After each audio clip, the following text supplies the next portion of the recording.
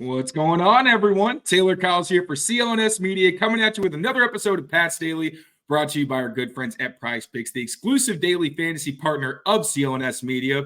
It's draft week, baby, and to help prepare and build some momentum towards the big day, I'm bringing on some of my favorite people in the industry to get their perspective on where the Patriots stand entering the draft and get a mock draft done, see what different people think the Patriots should do with these picks. And to help me today, I've got one of my good buddies, Evan Lazar. You all know him. You all love him. A patriarch of the CLNS Media family. Always fun to have you on, buddy. And you know I got to gas you up in the intro. So before we get started, how you doing?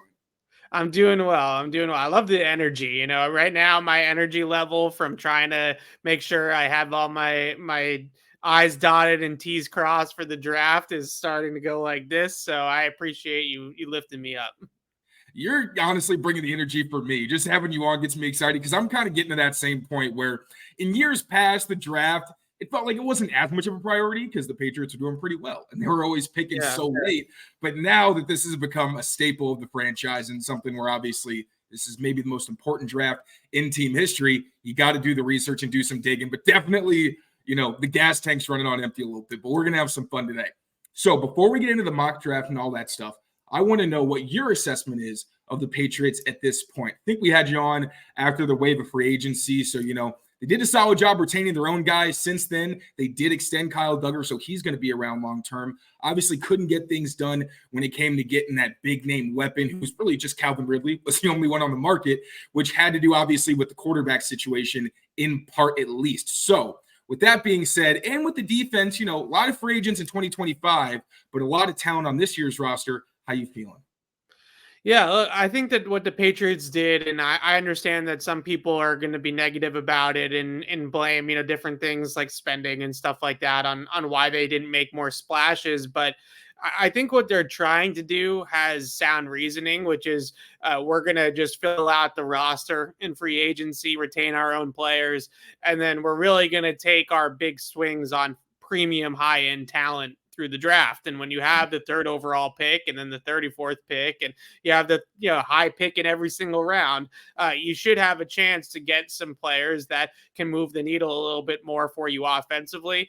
So I understand that overall it was not a fireworks type of offseason. It's not like they went out and started to spend money like crazy like we saw in 2021.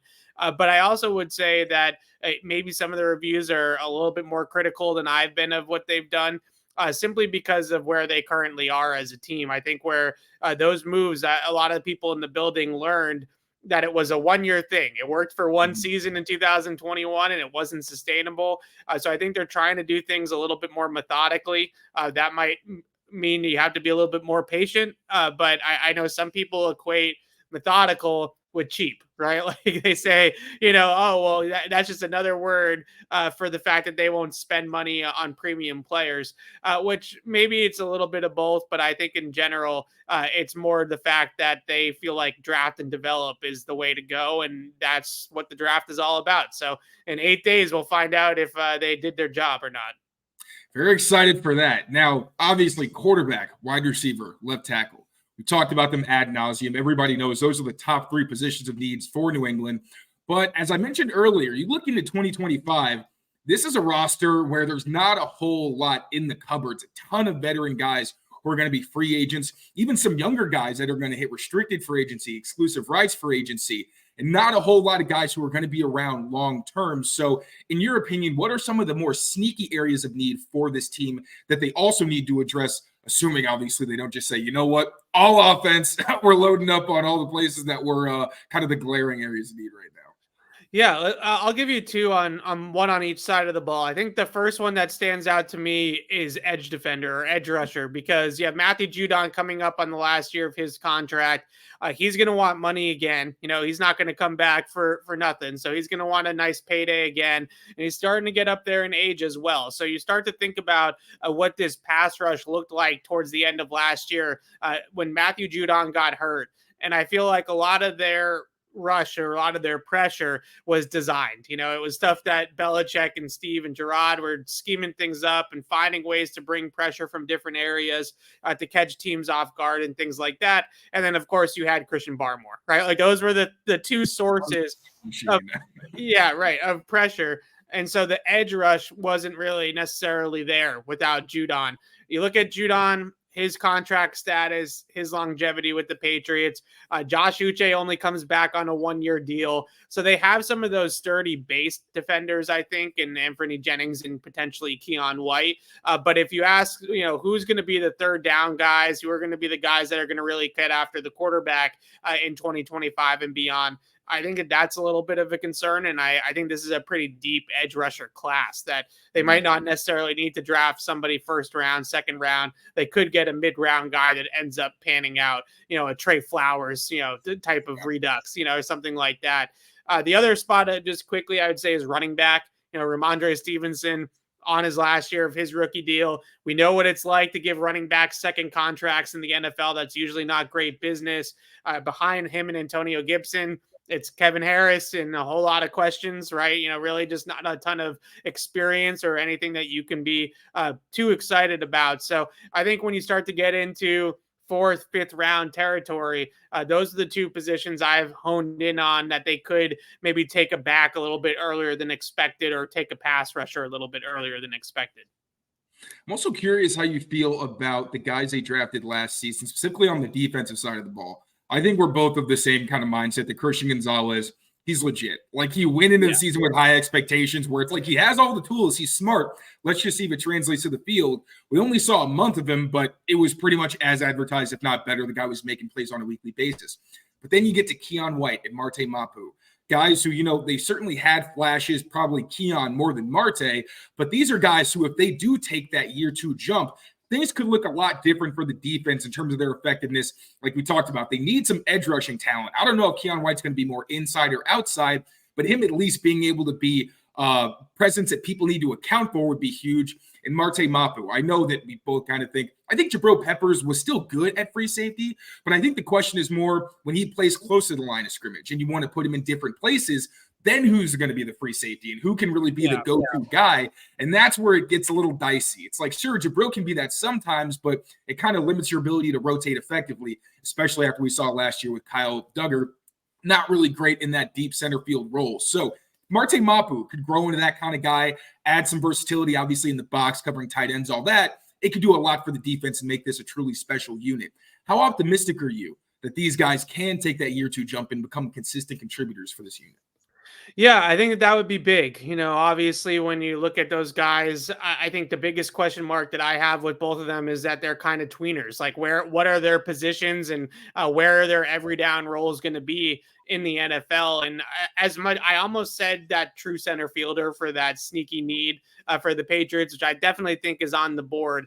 But I actually think that they like how Kyle Duggar and Jabril Peppers fit together, even if maybe on the outside looking in, we don't necessarily see it as a great fit. Like, I still think that they need that Duron Harmon, right? Like, it doesn't have to be Devin McCourty. It doesn't have to be a 90% of the snaps type of guy. I mean, even more in Devin's case.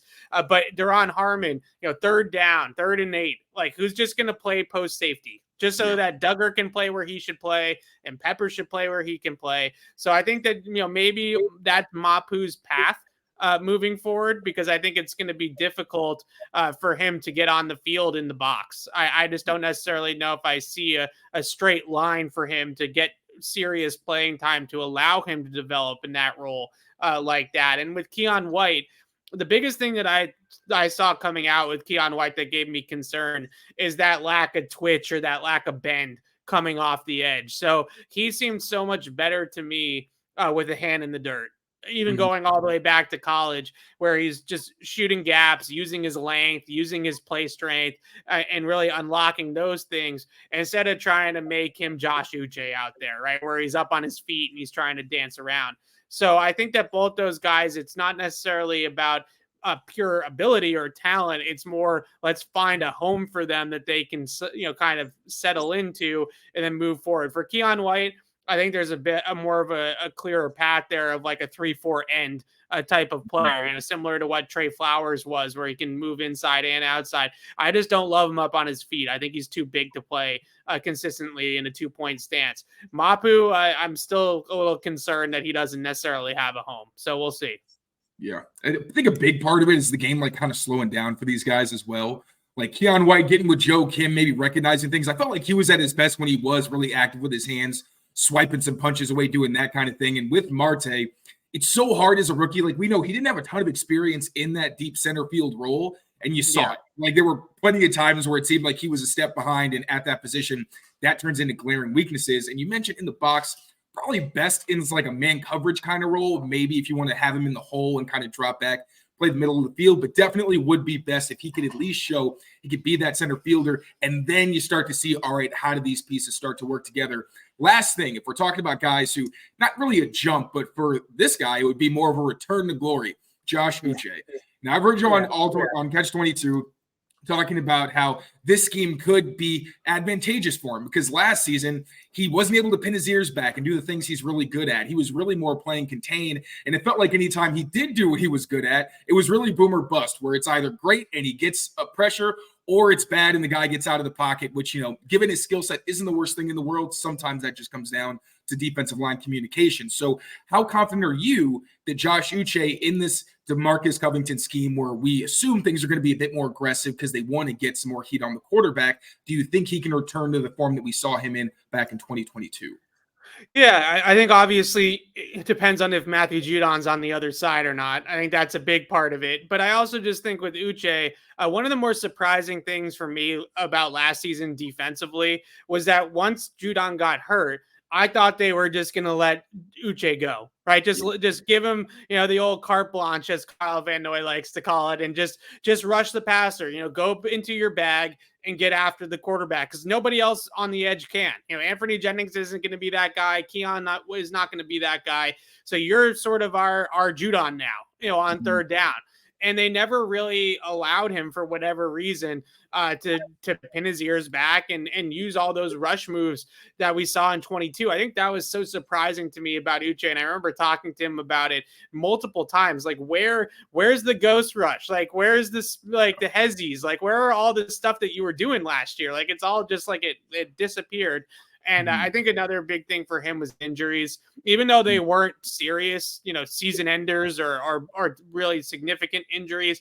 They were nagging enough that I think his rhythm was shot. He got out of rhythm of rushing the passer. And I think a lot of the things you hear about with really well-schooled pass rushers is how they set up moves throughout the course of not just one game, but multiple games where guys are watching them on film and maybe they see, oh, this guy's going to use speed to power a lot in Uche's case. And then you're able to set that up throughout a game for something more devastating later on when you really need it. So I think that rhythm is an underrated part of pass rush where guys just sort of get into that flow of things. And I think the injuries made an impact there of derailing Uche's season a little bit. Great point. So health and scheme, if they come together, Uche, fingers crossed, he can get back to doing what he does best and getting after that QB. Maybe a little bit of run defense too, but that might be wishful thinking. Keep him as a pass rusher. All right, we're going to get into a mock draft. It's going to be fun. But first, quick word from our friends at Prize Picks. Be right back. Get in on the playoff action and win up to 100 times your money on Prize Picks as you and the world's best players take the game to a new level during basketball's postseason. You can win up to 100 times your money on Prize Picks with as little as 4 correct picks. You can turn $10 into $1,000 with basketball and hockey entries today on Prize Picks, America's #1 fantasy sports app. Prize Picks is the best way to get action on sports in more than 30 states across the country, including California, Texas, and Georgia. I personally love Prize Picks because they're super easy to use, easy to navigate, and they offer injury insurance, so your entries stay live even if one of your players gets injured. Quick withdrawals, easy gameplay, and an enormous selection of players and stat types are what make Prize Picks the #1 fantasy sports app. Download the app today and use the code CLNS for a first deposit match up to $100. That's code CLNS for a first deposit match up to $100. Prize Picks. Pick more, pick less. It's that easy.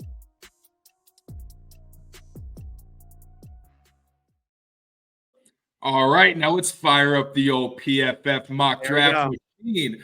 All right, going to do a classic 7-rounder, get the Pats, and we are off. Now, before we actually get started, where are you at in the process now? Who are you hoping the Patriots end up taking with this pick? You know me. I'm Team Drake May. I've been Team Drake May basically since the beginning. But I just think that when you start to look at some of the things that I really love about, quarterbacks around the league, or I think is really important, is that ability to just generate velocity on your throws from any sort of pocket, any arm angle, any platform, and just be able to just whip it around the field. And I think that's such a really great part about Drake May's game. You can sit there and nitpick his accuracy on some of the layups and some of the boring throws, I think is how Kurt Warner might have put it. And there's maybe some validity to that. But at the end of the day, can you stand in the pocket, stare down the barrel, and deliver a ball down the field with accuracy and velocity? And I think he definitely can do all those things. And I love his fit in Alex Van Pelt's offense. I just think that that's the type of quarterback that you want. Play action, bootlegs. We both have studied the Browns over the last couple of years, I'm sure, and they are a vertical-based scheme off of play action. This is not a team like Josh McDaniels' offense that's looking to just pull the linebacker out of the second window in a crossing route and just hit an 8-yard crosser coming across the field. This is a team that wants to hit the deep over, that wants to hit the deep post, that wants to hit the inverted over, the big corner routes and things like that. If you're going to be able to do that from a big drop back off of play action or a bootleg, you're going to have some arm. Like, you're not going to be able to be a Mac Jones type. So I think that, well, there we go. I just made the case. And now the simulator will give us Jaden Daniels, and I'll have to make the case for that. And then even adding to the Alex Van Pelt scheme, one, like that verticality, I think is going to be perfect for Drake May, especially because it's not just outside. Like, he attacks the middle of the field with regularity, but also Van Pelt, I've said this so many times, but he's one of the few offensive coaches who can actually work on May's footwork in season.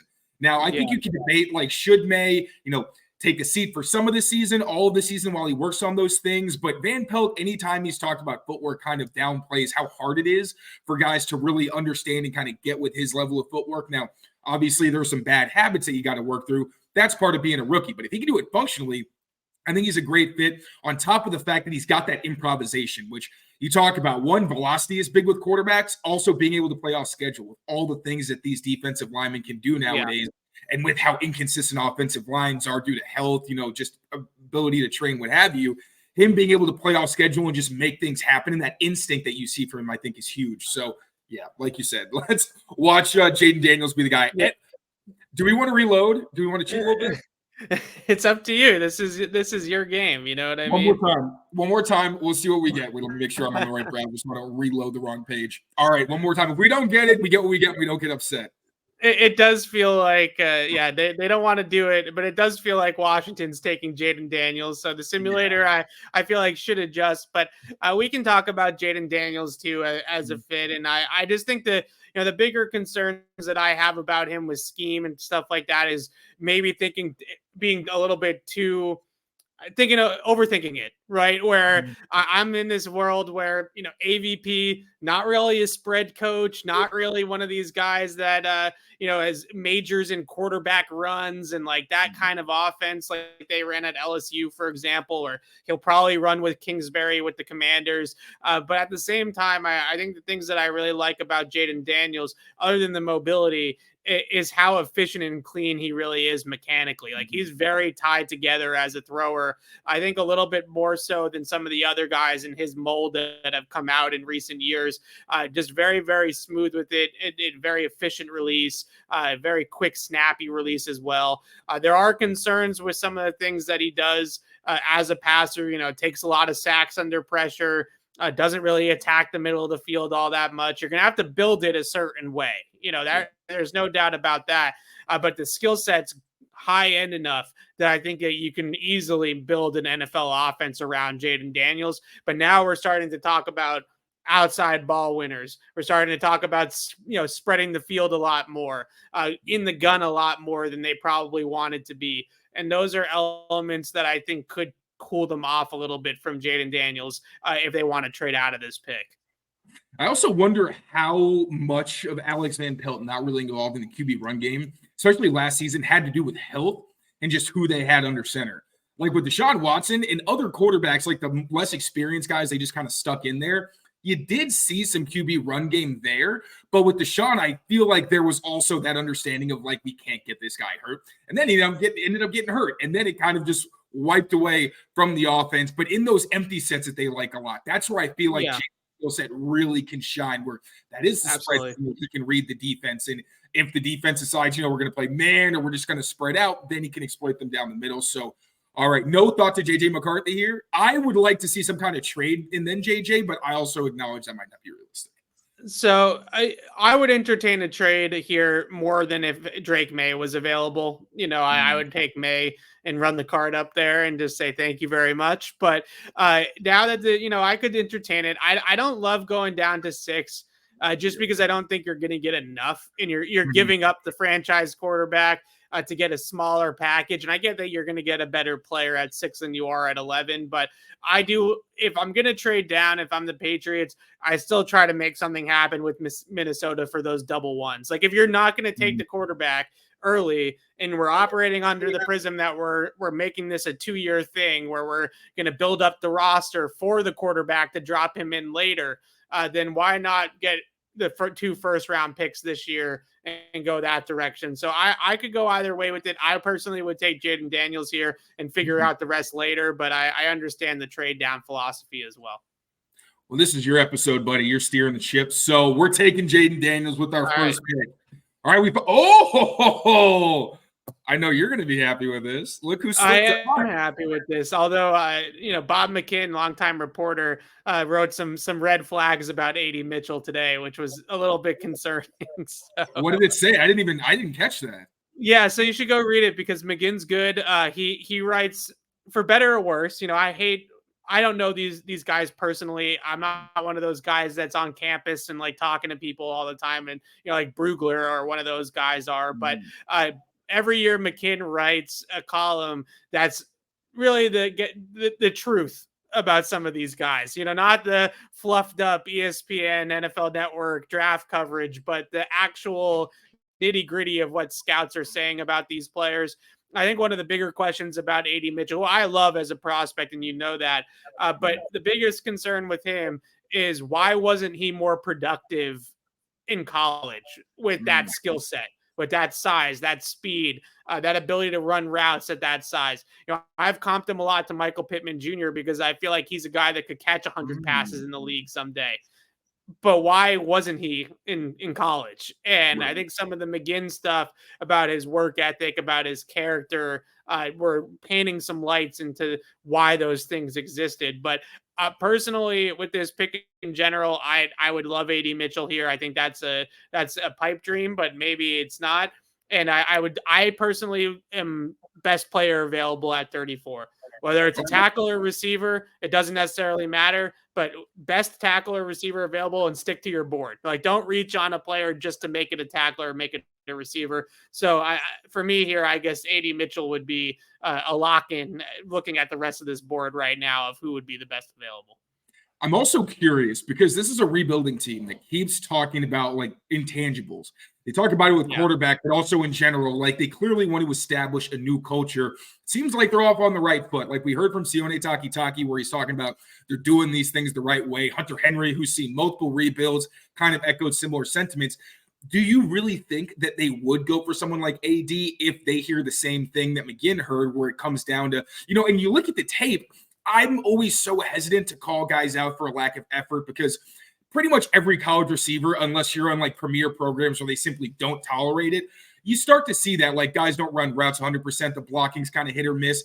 But with AD, it was hard not to notice, especially when he's at the point and he's blocking for like a screen and throwing a shoulder. It's like those are the ones where I start to question, how are you as a teammate? Because this is affecting somebody else. It's not even just you and you trying to pace guys up or anything. Then it's like, all right, you're being an objectively poor teammate. So do you think this is a guy that they'll have on their board if those concerns are legit? No, frankly, no. I agree with everything you just said. I looked at, I look at those reports and am very concerned about them in terms of being so high on AD Mitchell, honestly, because, the film is great. The athletic ability and the profile on the athletic side of things, 4.3 at 6'2", 205, it's all great. But again, it never really completely took off. It took a transfer from Georgia to Texas to get him more involved. And if those concerns are legit and the work ethic stuff is legit, then that's going to be something the Patriots are going to knock him for. I took other guys off my big board for similar reasons. Jermaine Burton at Alabama is another one of those guys that I just completely took off the board for them because of these things. T'Vondre Sweat, a classic Patriots nose tackle, off the board because of the DWI and some of the drinking and partying concerns. So if those concerns are legit with Mitchell, then I could see a similar thing. And if they're truly all about that sort of thing, they need to be a character building program. And somebody like Ladd McConkey is a little bit more in the conversation, I think. I love Mitchell's fit with May a little bit more just because of the size and the catch radius that McConkey doesn't necessarily bring. But everything that you hear about Ladd McConkey's character is very, very high end. And in this situation, it's, Troy Franklin, I think, a lot of people, and rightfully so, have soured on him due to the play strength and catch point issues that he's going to probably have at the next level. So I think they would probably more consider a guy like McConkey or a tackle here if it's just, Franklin and A.D. Mitchell. But if I'm going just based off of my film study, then I'm taking Mitchell here all day long. All right, we're doing it. It's your board, buddy. A.D. Mitchell. I like this. I like being in control. I'm the GM now. All right. Now, we trying to look at an offensive tackle, or would we entertain maybe a defensive player or maybe even an interior lineman here? What are you thinking?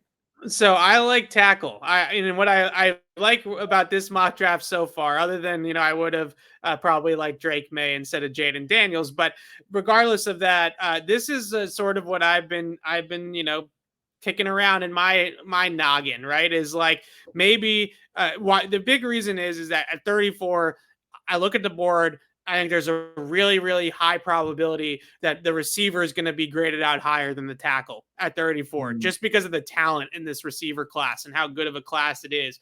I know other people would probably say, well, go with the depth, right? At 68, you still might be able to get somebody with the depth, but I'm going BPA, right? Just take the best player on your board. That's a quarterback, tackle, or a receiver. And so I look at this as maybe setting up for a double dip here at tackle. Like, let's just throw two darts at tackle to try to maybe one of those guys hits. So I like both of these options, honestly, right at the top of the tackle board. Brendan Coleman is one of those guys that's a classic buy low candidate. Much better film in 2022 than in 2023. Had a great one of the few guys on TCU that played Georgia well in that championship game in 2022.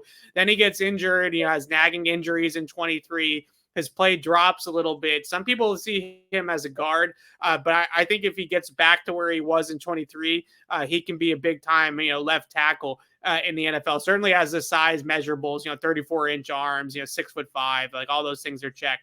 Blake Fisher, I like a lot too, in a similar mold, a developmental guy, a little bit younger than Brandon Coleman, but he played on the right side at Notre Dame. That's one thing you have to factor in here. But when you watch his film, I don't know if you've gotten to dig into him much yet, Taylor, but he's got some eye-popping run blocks on tape. He's a guy that can really move the line of scrimmage. And if they're going to be a downhill run team, and that's how they're going to build it, I think Blake Fisher here at 68 is a really good pick. All right, so you want to lock that in, take the younger guy? Blake Fisher, locking it in. Fisher. Let's do it, baby. All right, so we hit the top three positions. We got Jaden Daniels, we got A.D. Mitchell, and we have Blake Fisher. Now we can have a little bit of fun. All right, we can get another offensive player, another weapon. Braylon Trice on the board. You could solve those edge problems that they've got. Christian Mahogany, a guy they just had in. This is pre-recorded, so they just had Christian Mahogany in for a visit, but somebody who just the thought of him next to Mike Nwenu is very exciting when you talk about run blocking. Has some struggles as a pass protector, but has a kind of profile where you could see him in that Nwenu mold where it's like once he gets his hands figured out, he's just a brick wall who's very hard to get through. So you want to take a look at the board, go down a little bit, or are there any names here that immediately entice you? There are a few, but let me see the tackles again, because I still think that, they did this a few years ago with corner. They take Marcus Jones and Jack Jones back to back. They did it with tight end, didn't work out, but Ossie Keen draft, right? I just think that you're waiting a little bit on the need. It's a premium need for them, but you waited a little bit.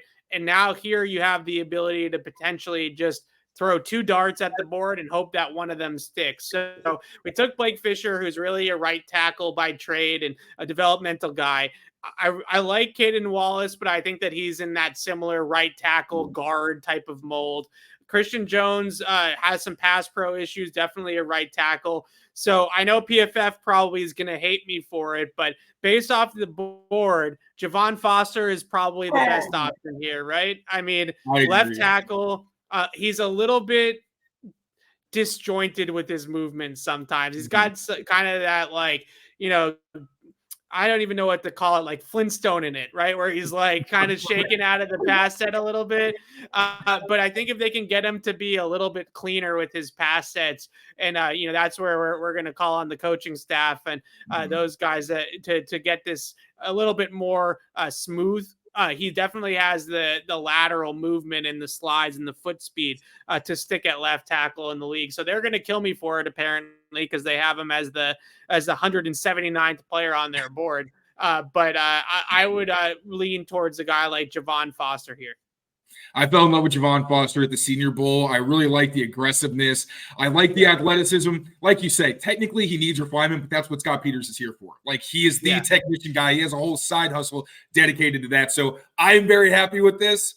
Double dip at tackle. Let's go. All right. Now, what do we think? In a different position, do we want to look at receivers for a double dip there? How do you feel?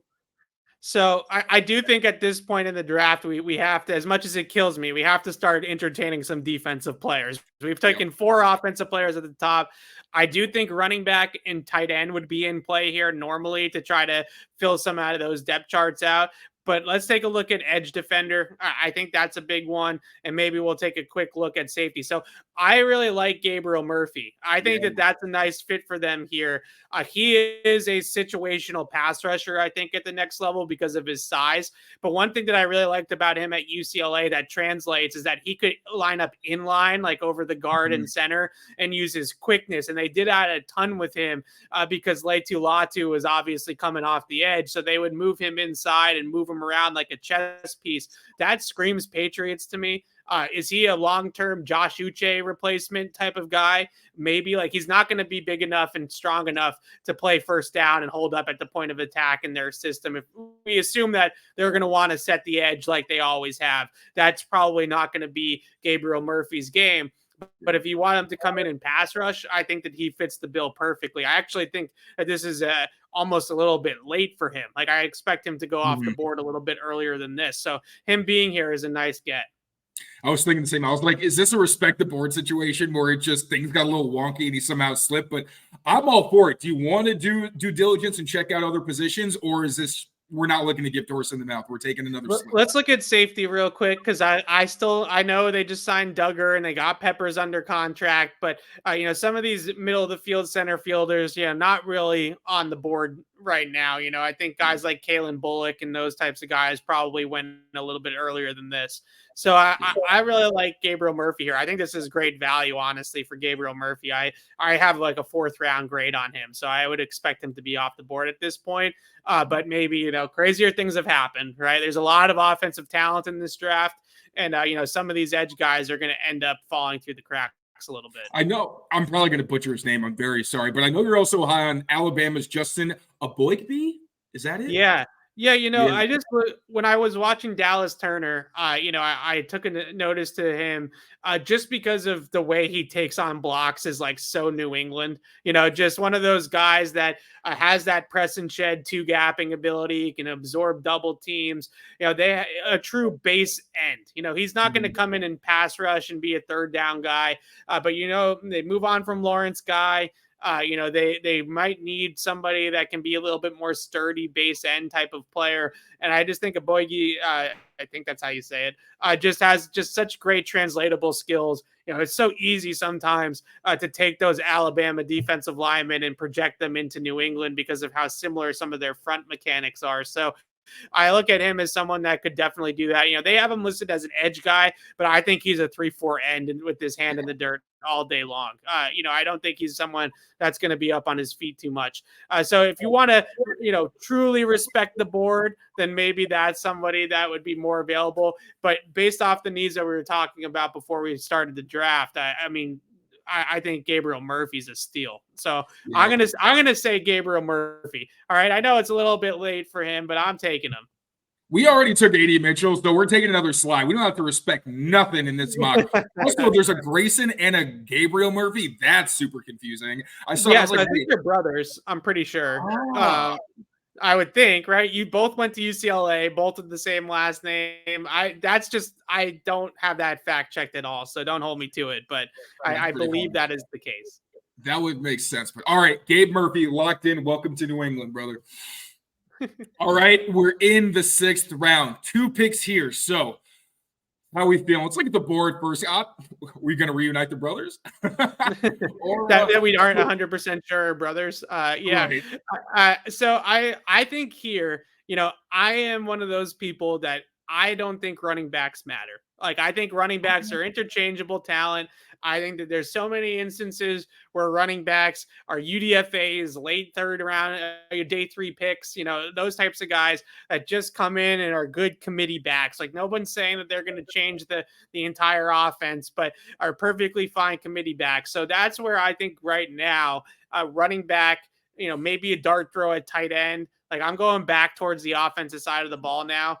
Okay. I do think that they could get, a developmental corner, developmental safety. I Tip Raymond's in appealing. I will say that. And Barner, all 3 of those guys, I think, are appealing. So since we still have 193, I think that one of those guys at tight end is probably going to still be there. Barner, Raymond, or McClanahan, I think is how you say it, from Arizona. I think it's McLaughlin. Okay.